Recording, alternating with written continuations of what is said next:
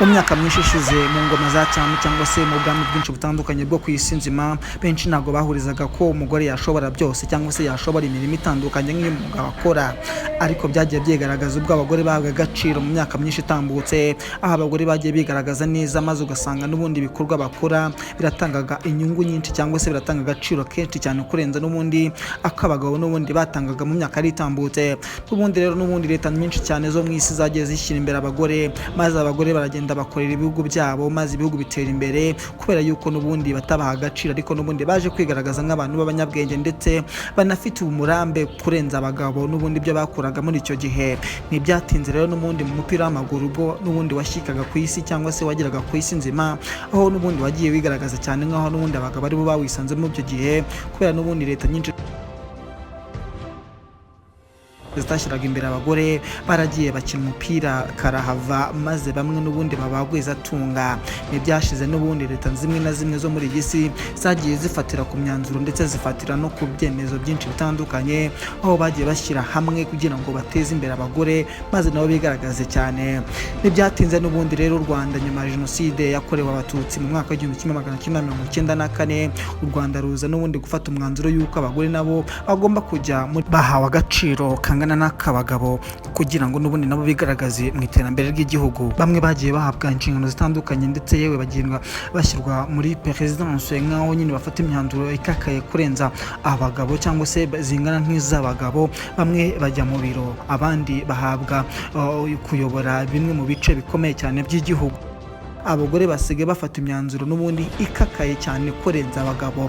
Abagore basigaye batanga uruhare mu iterambere ry'igihugu ndetse no mu bindi bikorwa runaka, kunganya n'abagabo cyangwa se kubarenza. Nibyo wabyumvise neza, hari abagore n'ubundi bagenda bakora ibikorwa bitandukanye ugasanga n'ubundi bararenza n'ubundi by'abagabo bagakomeje gukora. Ibyo nibyo ngiye kugarukaho. Ese waba warumvise amakuru mu matwi yawe akarere ka Nyaruguru ko kafunze ikipe y'umupira w'amaguru w'abagore? Ibyo ngibyo ntabwo wari usanzwe ubizi, ariko ubimenyere muri kino kiganiro tugiye kubagezaho. Yewe nitwa Badete Taigo Official aka tumenyane ku mbuga nkoresha, kora subscribe maze ubundi rero tubane mu biganiro byanjye bya buri munsi. Tugiye kugaruka n'ubundi ku mateka y'aka karere ka Nyaruguru, tubabwire iyi kipe y'umupira w'amaguru y'abagore yajute, ese n'ubundi igitekerezo cyagizwe nande kugira ngo kipe n'ubundi bayishyireho.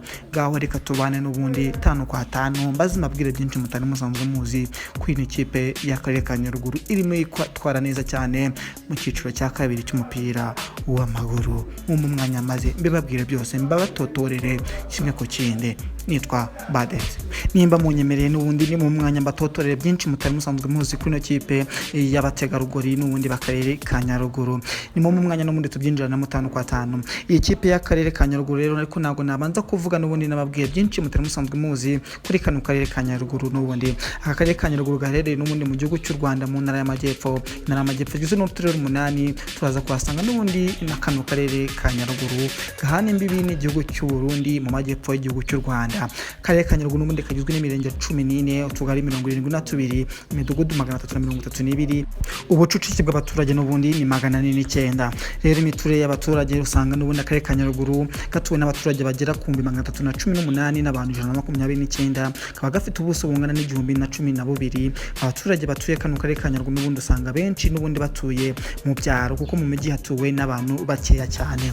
Kano karere ka Nyaruguru n'ubundi duza kuba tugiye kugarukaho 5 kwa 5, tubabwire n'ubundi ibijyanye n'ikipe y'abagore n'ubundi yafunzwe cyangwa se yashyizwe kugira ngo n'ubundi iteze imbere igitsina gore. Nibyo tugiye kugarukaho rero, n'ubundi nibyo tugiye kurebera hamwe, maze mbatotorere n'ubundi byino kipe y'akarere ka Nyaruguru n'ubundi ikina umukino umupira w'amaguru mu cyiciro cya kabiri cya Ferwafa. N'ubundi reka n'ubundi rero mbabwire ibyo byinshi byagiye bitangazwa ndetse n'igihe n'ubundi no kipe n'ubundi yagaragaye cyangwa se igashyirwaho ku mugaragaro, abantu benshi bakabimenya, abaturage bakaza n'ubundi kwihera ijisho ino kipe n'ubundi iracunga cyangwa se bayishyiraho.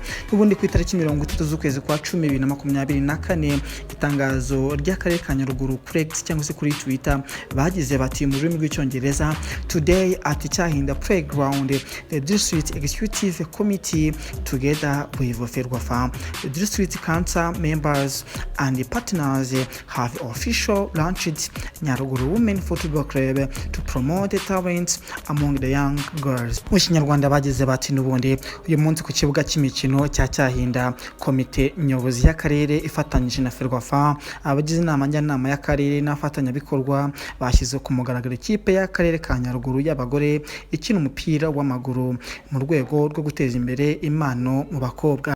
Imvugo niyongera n'ubundi mu karere ka Nyaruguru umuyobozi urangaje imbere nyakubahwa Dr. Murwanashyaka Emmanuel meya w'akarere ka Nyaruguru hamwe n'umuhoza Tojene umuyobozi ushinzwe siporo n'urubyiruko bombi bafatanyirije hamwe maze bategura iyo kipe y'akarere ka Nyaruguru ikina umupira w'amaguru w'abategarugori maze iyo kipe bayishyira ku mugaragaro n'ubundi ku itariki 2 z'ukwezi kwa 11 2024 bombi bafatanije ndetse n'abaturage ku karere ka Nyaruguru.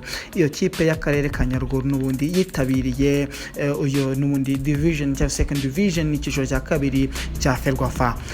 Iyo kipe n'ubundi rero ku itariki 2 nayo n'ubundi mu yatangije iyo mikino n'ubundi ikiciro cya kabiri nayo n'ubundi nayo yari yitabiriye maze n'ubundi rero ikipe yabanje n'ubundi kubimburira cyangwa se makipe yabanje kubimburira yandi mu n'ubundi gutangiza iyo shampiyona y'ikiciro cya kabiri cy'umupira w'amaguru mu bagore.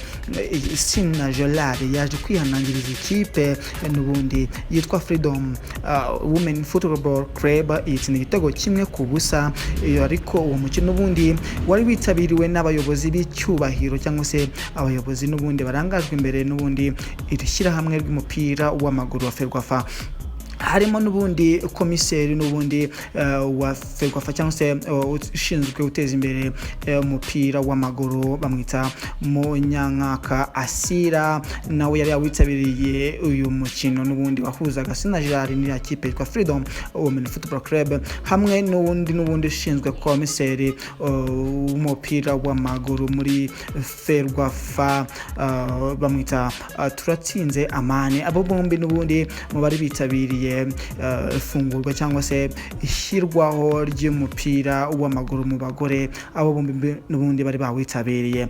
Nyaruguru nawe n'ubundi rero mu ikipe n'ubundi nayo n'ubundi yari maze kwigaragaza nkaho ari ikipe igomba kuzaza n'ubundi kina muri icyo cyiciro nayo n'ubundi yarakinaga iza kwitwara neza inganya ubusa ku busa n'ikipe yitwa Women Football Club Ejo Heza. Niyo kipe nyine nayo yanganyaga ubusa ku busa n'ikipe y'akarere ka Nyaruguru Women Football Club.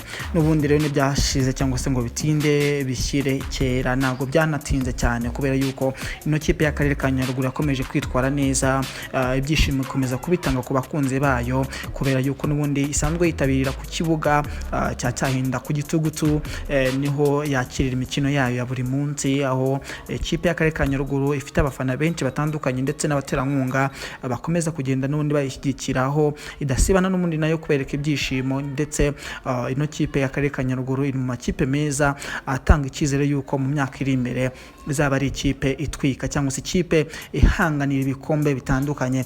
Ubu tuvugana rero muri match imwe imaze gukina muri ino sezo ya 2026 kwisanga ku mwanya wa gatatu n'amanota 3 kuko n'ubundi muri match ya bumburiraga amakipe nyine cyangwa se match yakinwaga ku mukino wa mbere ikipe y'akarere ka Nyaruguru yatsindaga ikipe yitwa Just Sport Women Football Club itsinda igitego kimwe ku busa maze yisanga ku mwanya wa gatatu n'amanota 3 yayo yibitseho ku mwanya rero n'ubundi wa mbere muri no shampiyona ku mukino wabo wa mbere ikipe yitwa AS Matunda ifite amanota 3 niyo iri ku mwanya wa mbere. Ikipe ya kabiri bayita Gakenke Women Football Club ni Gakenke Ladies ifite amanota 3 nayo mu gihe Nyaruguru n'ubundi yisanga ku mwanya wa gatatu n'amanota 3 yayo mu gihe ku mwanya wa kane hari ikipe yitwa Center for Champions Women Football Club nayo nyine n'umuntu yaratsindaga ariko n'ubundi ku mwanya wa gatanu ikipe yitwa Kayonza Women Football Club ifite amanota 0 ikipe yitwa Just Sport ifite amanota 0 Burera Women Football Club nayo ifite amanota 0. Shampiyona n'ubundi yo mu cyiciro cya kabiri mu bagore nuko nguko ihagaze mu makipe 7 Nyaruguru iri ku mwanya wa gatatu. Urumva yuko rero Nyaruguru tukomeje kwishyigikira tukagira abafana benshi abakunzi bayo tukayikurikirana tukajya kuyifana ku kibuga. Urumva yuko ibintu bizaba bimeze neza cyane. nimukomeze n'ubundi mube hafi y'ino kipe y'akarere ka Nyaruguru, maze ibyishimo bikomeze bitaha imitima y'abaturage. Abantu benshi ndabizi yuko benshi muri kure, arabari mu karere ka Nyaruguru, hari abandi bari hirya no hino mu gihugu, yabari na hanze y'igihugu, ariko nyamara inkunga zanyu zirakenewe kubera yuko abano bana bacu, bano bashiki bacu, nitubatera ingabo mu bitugu, murumva yuko bazakomeza bigaragaza neza, kubera yuko n'ubundi gushaka niko gushobora. Ibyo ngibyo nimureke n'ubundi tubikorana umutima mwiza. Iyi niyo kipe n'ubundi y'akarere ka Nyaruguru, murabona ko ni abana bafite akazoza keza, bafite imbaraga nyinshi, yaba no mu kibuga mubona yuko bigenda bigaragara cyane yuko bafite ishyaka ryinshi cyane. Rero n'ubundi mureke bano bana tubahereze imbaraga zacu, maze ubundi rero tukomeze tubashyigikire. Turabizi yuko n'ubundi bazigaragaza, nako si no gusaba cyangwa se ngo tugire tubikorana umutima wa kimuntu, ibi byose bizashoboka.